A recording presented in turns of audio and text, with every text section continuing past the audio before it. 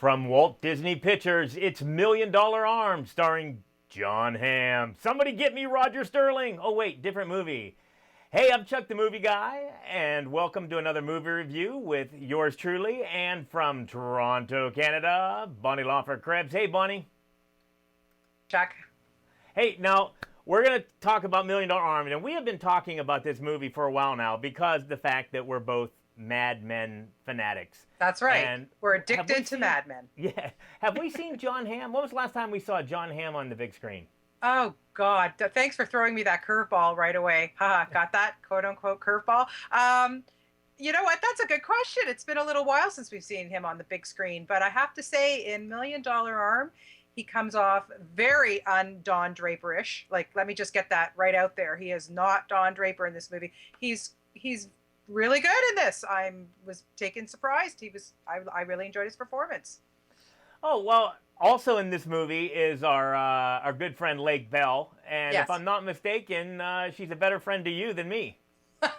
I've had the opportunity to talk to her a couple times for her film just recently, In a World, which she wrote and directed. But she was in Toronto this week, and we sat down and talked a little bit about the film and, of course, kissing John Hamm. And, you know, what woman wouldn't ask her that? But we're going to see right now a little bit of my interview with Lake Bell. So let's have a look. And it's also available at the full interview at bonnielaufer.com. Congratulations, you did such a good job. And I loved Miss Brenda. Miss Brenda. How could you not love Miss Brenda? Thank you. She was, yeah, look, I love the character that Tom McCarthy wrote, Yeah.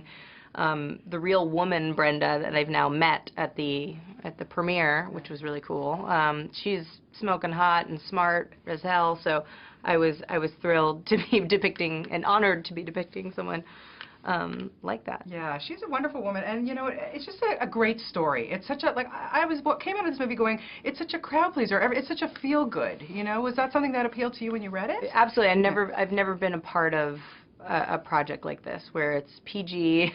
Any one of my family members can go and see it. I'm not embarrassed, you know, to have my grandmother to my youngest godson. I mean, you know, anyone can see it, and it's really funny and a tremendous amount of heart. So I think because it's a true story too, that was really appealing to me, and that I'd never sort of played in that zone of truth, like that type of truth, where you're really depicting and honoring someone's life, that, you know, Right. and their experiences. Right, and I would think it would be a bonus to be one of the very few women on set having all these great guys around you. Yeah, it was pretty cool. I think, thank God that Brenda, you know, in the sea of men, Yes.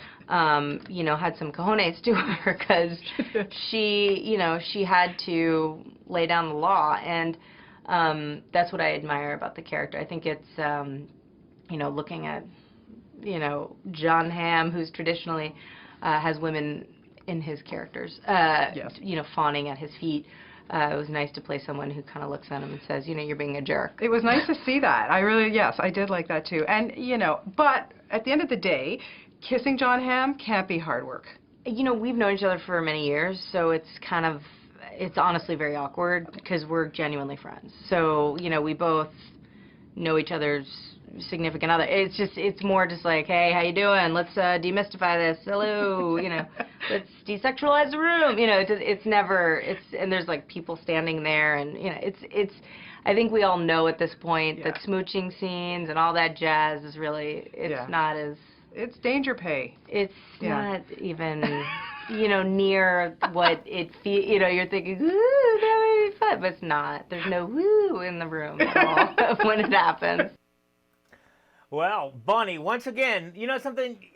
Right. What I really like about your interviews is how it's like you're best friends with these people. You have such a good chemistry, good flow with your interviews. Now, is that Thank you, you. or is that just Lake Bell so awesome? Well, you're so kind, Chuck, and I do appreciate the compliment. But you know what? She is. She's so easy to talk to, such a lovely woman, and she really is very good in this film. I think people who have never heard of Lake Bell, once they see this, they're going to realize how effervescent she is. I don't know about you, but I just thought she kind of lit up the screen every time we saw her. How'd you feel?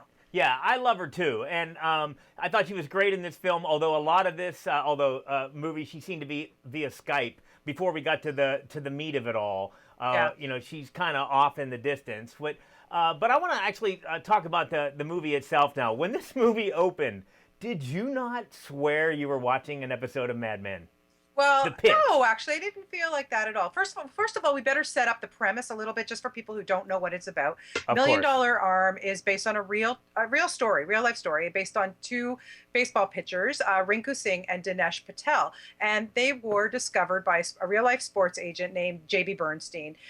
He went to India because he needed the right pitchers. He needed guys to make a team, and he was, like I said, scouting agent. So he went to India, set up a reality show competition, and found these two guys who later on ended up, getting work in the States, and you'll address that in a few minutes. But I really thoroughly enjoyed it. But no, I did not think I was watching Mad Men. I mean, Oh, come here's the on. problem It was with a John pitch. Hamm. The opening You're always movie was a thinking pitch. that he is Don Draper, right? So it's Roger hard. Sterling. It is hard when you're so Okay. used to seeing somebody as a character. Yeah. Now, first of all, I want to thank you for pronouncing the name of the two players, because I had every intention of going, those two guys. Yeah, those two All right. guys, that would work too. So we But the two disagree about the actors that opening. played them, Rinku and Dinesh, Yeah. let's start with Dinesh. When he was a lot younger, when did Slumdog Millionaire come out? Is that like over 10 years? More? I don't know. No, He it was was a in while ago. Slumdog Millionaire. So he was discovered for that film, and I thought he did a really good job in this. And then Suraj Sharma plays Rinku, and Suraj we saw in Life of Pi just recently, and I again love that film, and I thought he did an amazing job. So I they love the really visual worked off effects each of other that quite film, well. but not so much the film itself. But go ahead. I don't know. I just thought they were really good. They had a great rapport with. See, I almost said with Don Draper. They had a great rapport with John Hamm in the movie, and they had an amazing rapport with Lake Bell, because her character Brenda is somebody who rents out a bungalow behind J.B. Bernstein's house. Of course, later on they fall in love, but she befriends the two kids, and they just have a great relationship. So I don't know. This movie to me, it's Disney. Okay, we get it, but it's feel good. Right. I needed a couple of Kleenexes. There were some tears shed. There were some great moments in India. I mean, the shots that we saw in India were shot in India, and John Hamm looked like he was completely out of his element, but still enjoying it. Yeah. Well, this was a fish out of water story, basic fish out of water story, and I did find the culture to be extremely interesting, and I loved the music. What did you think about the music? Okay, funny that you should say that, because as I was watching this movie, I kept saying in my head, I've got to get the soundtrack. I've got to get the soundtrack. And the music was done by the guy who did write the music for Slumdog Millionaire. So, I mean, it's got the themes of that going through it. You know what? I don't know about you, but I love Bollywood films. I love anything Bollywood, anything musical, right? So when music like that runs through a movie for me, I'm done. You've got me. You've got me. Yeah. Well, I like those movies as well. But the one thing, when I see a Disney movie, I know there's going to be a formula. And this movie is a huge formula. I was like, okay, when's this happening? Okay, now we have Mr. Nice Guy. Let's see, when's Don Draper? When's John Hamm going to be the mean guy? Which happens in this movie. He becomes the mean guy. And a very unlikable guy, which reminded me a lot of Mad Men as well. Yeah, it does. You're right. I mean, like you say, it's Disney. There's going to be a formula. There's going to be the bumps in the road, and then the happy ending, and the montage. Got to have the montage. Yeah, I mean, it is what it is, but I really do think that families can go see this, which is great. There's not a lot out there right now for all families to go to. It definitely was for and all they'll families. enjoy it. Yeah. Now, one thing I wanted to point out is because the movie. It's a true story, so I don't. Is it like a spoiler? If we talk about a spoiler, I mean, the whole idea is these guys are going to get signed to a major baseball team, and which happens in this movie. Spoiler alert! But it's the Pittsburgh Pirates, and I am from Pittsburgh, and I saw this in a huge movie theater full of Pittsburgh Pirate people. And the one thing everybody was talking about after this movie was, "Wow, this movie was true." Oh, I'm jumping the gun. I've never seen this before during the credits. But at the end of the movie, a little thing came up that said, while this movie is factual, it's not intended to be literal. I'm like, wow, I've never seen that before. And as it turns out, they did tell the truth, but they were very misleading at the end because these guys are playing ball and getting paid for it. They're not on a major sports team.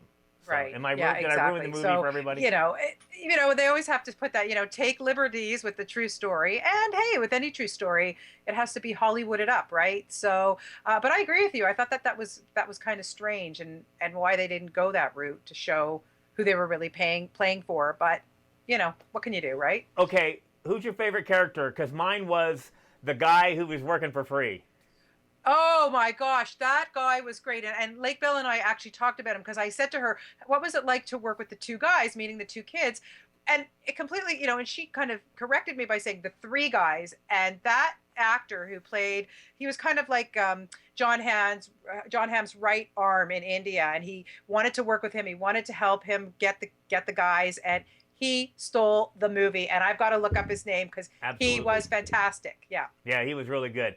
Yeah. So, in summary for me, while it is a Disney movie, good family film, rockin' tunes, interesting culture, I found it to be very formulaic. Is that a word? Formulaic? Formulaic. That's what I said. Formulaic. Okay. Yes, you did. And on a scale of A through E, I guess we're going to say that I'm going to give this, because we seem to be changing our rules of how we rate movies constantly. I'm only going to have to give this movie a C because I found it to be very predictable and, like I said, too much formula. Okay, I'm going to give it home runs. So let's say out of 5 home runs, I'd probably give it 3.5 home runs. You're right. You're right about the formula. But you know what, Chuck? I just really kind of enjoyed myself. I came out of it. I felt good. You can't say that about a lot of movies you see these days. So I think I'm liking it a little bit better than you did. Yeah, well, we're not far off from each other this time. No, that's pretty good. We're not. So, once again, if you want to see more of Bonnie's interview with Lake Bell, just go to bonnielaufer.com. A lot more stuff on there, and not just about $1 Million Arm. At the end, you talk about upcoming projects, and Lake Bell is just so wonderful. So please check that out, and please subscribe to us below because we're going to have a lot more movie reviews for you, and we're going to get to more TV. And Bonnie, as always, thank you very much. Did a great job, not only on the interview, but once again, showing me up on a review. Oh, hey, listen, I try my best, Chuck. What can I tell you? All right, thanks, Bonnie. We'll talk to you next time. Okay, see you next time, everyone. Bye-bye.